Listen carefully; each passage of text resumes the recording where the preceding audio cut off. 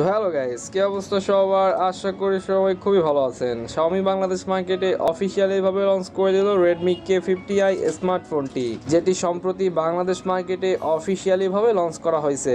আজকের ভিডিওতে আমরা Redmi K50i এর স্পেসিফিকেশন সম্পর্কে কথা বলবো এবং এর সাথে এটাও বলে দিব এই ফোনটা আপনার জন্য কেমন হবে। সম্পূর্ণ ভিডিওটা দেখার অনুরোধ রইল এবং ভিডিওটা ভালো লাগলে অবশ্যই একটা করে লাইক করে দিবেন। আর আপনি যদি এই চ্যানেলে ফার্স্ট টাইম হয়ে থাকেন তাহলে এখনই চ্যানেলটা সাবস্ক্রাইব করে আমাদের সাথেই থাকুন।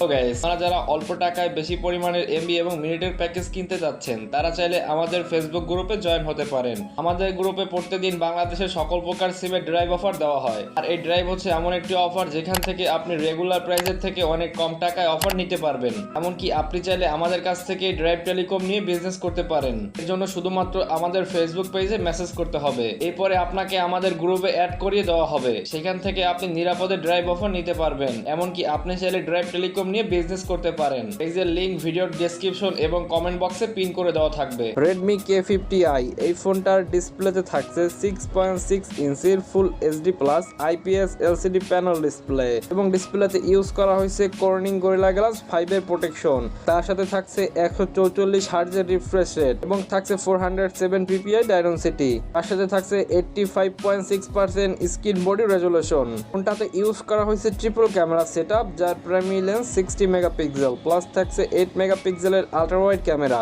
এবং থাকছে 2 মেগাপিক্সেলের ম্যাক্রো ক্যামেরা। এবং এই ফোনটার ব্যাক ক্যামেরা দিয়ে আপনি 4K তে ফুল এইচডি প্লাস ভিডিও রেকর্ডিং করতে পারবেন।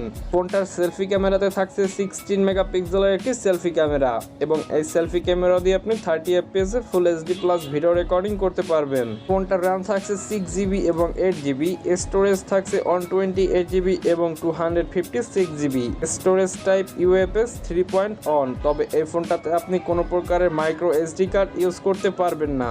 এবারে কথা বলবো ফোনটার নেটওয়ার্ক টেকনোলজি নিয়ে। ফোনটাতে থাকছে 5G সাপোর্টেড, তবে এর সাথেও আপনি ডুয়েল ন্যানো সিম কার্ড ইউজ করতে পারবেন। ফোনটাতে 3.5mm অডিও জ্যাকের পাশাপাশি থাকছে লাউড স্পিকারের সুবিধা। এইবারে কথা বলবো ফোনটার পারফরমেন্স নিয়ে। ফোনটার প্রসেসর থাকছে অক্টা কোর, যেটা 2.85 GHz, চিপসেট মিডিয়াটেকের ডায়নামিসিটি 8100, যেটা সম্পূর্ণ 5 ন্যানোমিটারের দ্বারা তৈরি। ফোনটার অপারেটিং সিস্টেম থাকছে অ্যান্ড্রয়েড 12, জিপিও থাকছে মালেজি 6010 MC6। ফোনটাতে সাইড মাউন্টেড ফিঙ্গারপ্রিন্ট সেন্সরের পাশাপাশি ইউজ করা হয়েছে ফেস আনলকের সুবিধা।